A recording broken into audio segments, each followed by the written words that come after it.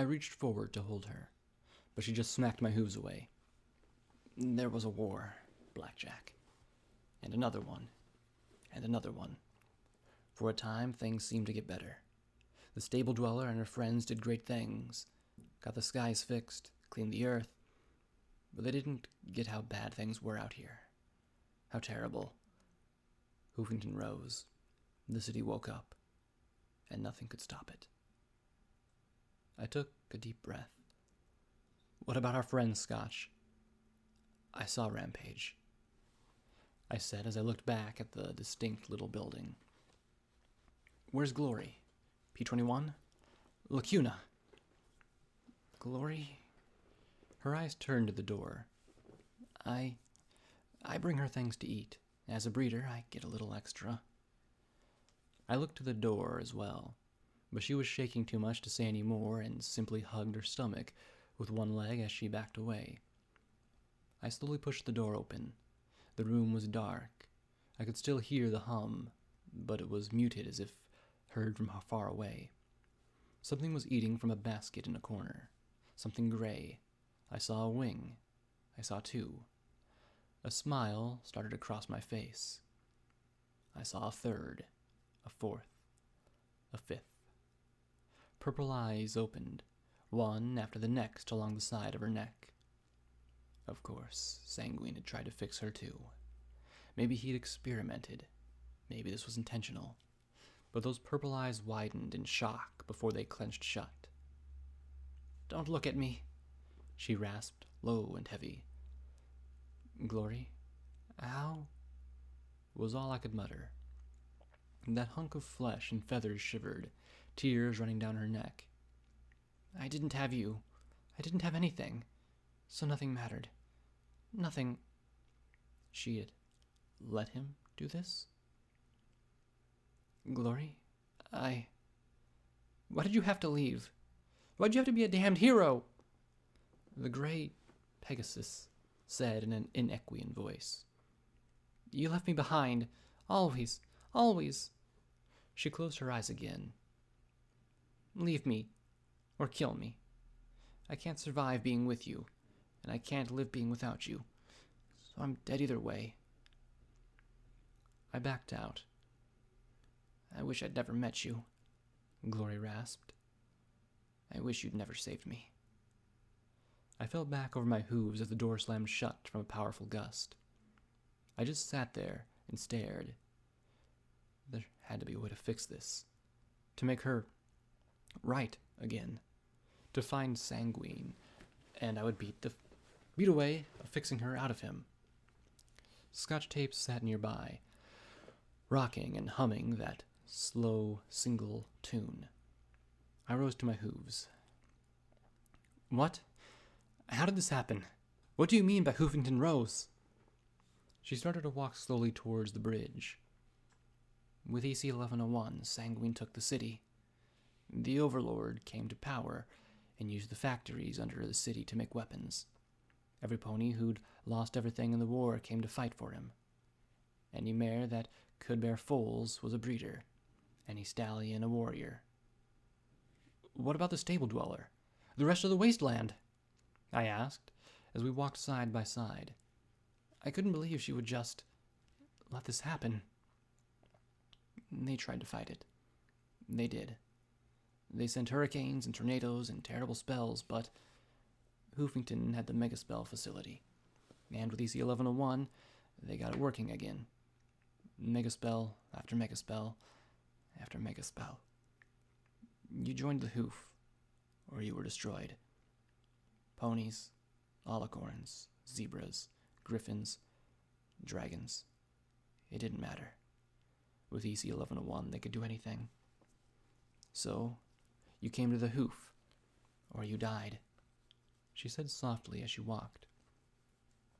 The Overlord killed the stable dweller. What?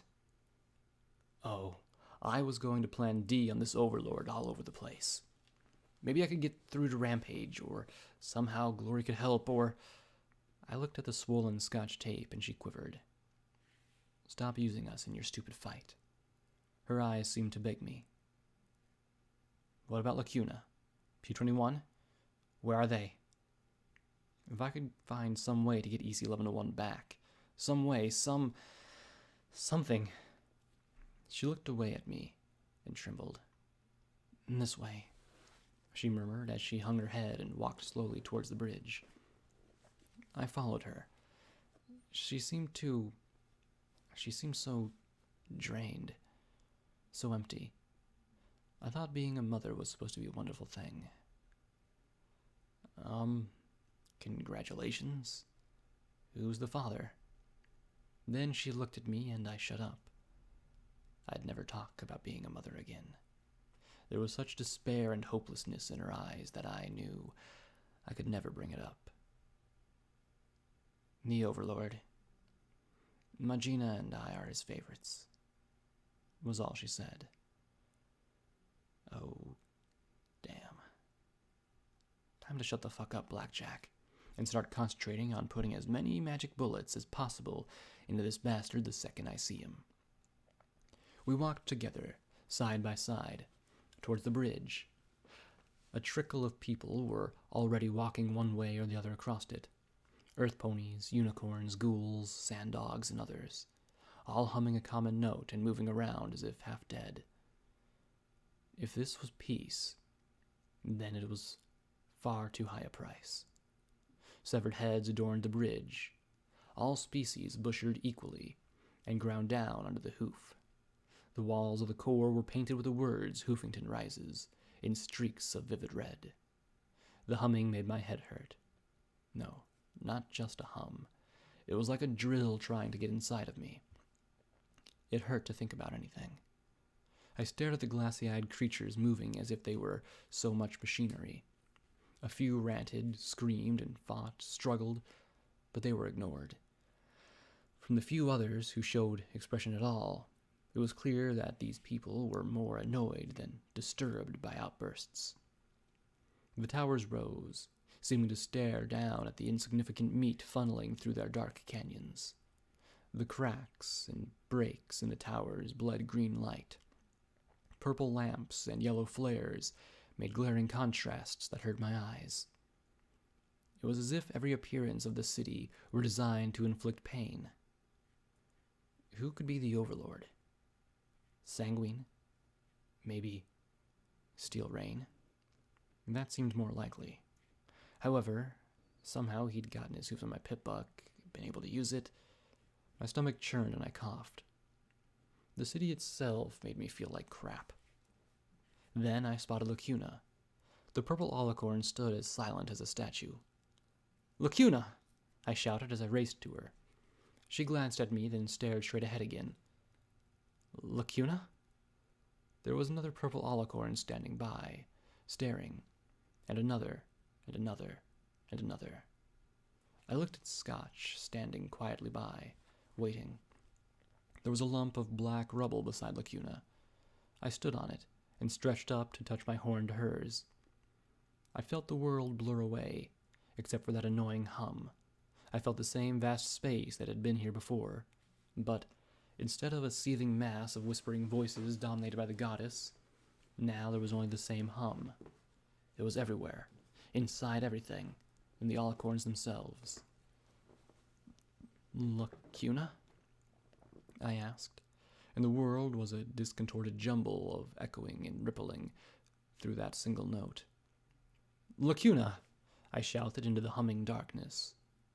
Then, soft as a lover, the darkness whispered back. "There is no Lacuna. There never was." I staggered back and fell off the lump of stone and onto my rump. Scotch was walking away, and I hurriedly catched up. My eyes turned to every single still alicorn. I was surprised to see a few males, but I suppose that Sanguine had made them with chimera. There was no life in any of them. They were simply living machinery now. We passed under a severed purple dragon head, hanging from chains. Spikes had been driven into his eyes. I didn't appreciate the irony. Beneath it was written in harsh words a hateful slogan. "Golden Blood is the Overlord, isn't he?" I asked, pressing my lips together. It all made sense. He'd know about Spike. He'd known about Hoofington. He had secrets. He'd probably found some way to survive, and now he was in charge of this nightmare. It'd probably been his plan all along. It looked like I was about to find out. Except, I puked a dulge of foamy water. I guess it was the only thing that I had in me. Suddenly, I was feeling wrong. Really wrong. I was almost to the Overlord. We were in a great plaza where the ministry buildings rose like headstones. The plaza had been torn up by the balefire blast, and horrid green light shot up through holes in the paving slabs. Every building, every person, pony, or otherwise, they all hummed that single uniform note. I wanted to sing. I wanted to scream. I wanted to do something, anything, to break that monotonous tone. But I couldn't. My chest flared as I moved slowly forward through the crowd. There was a sort of throne there. Good. That'd make shooting this Overlord much easier. There were mares up there, all of them pregnant. I spotted Scotch on the left side of the throne. I saw a young zebra mare on the right. And in the middle... Hello, Blackjack. P-21 welcomed me, the crowd falling back as my blue friend stared down with undisguised malice. With my pip buck on one foreleg and Folly cradled in the other, his gaze blazed brightly. Welcome to the future, he said coldly, as he loaded a silver bullet into the breech and clasped it closed. I couldn't shoot. Of all the ponies ever, he had the right to shoot me. I just sat there, my chest burning as I was pierced by his hatred. Goodbye. Then he raised the gun, and everything went a brilliant white. The scream went on, and my world faded to black.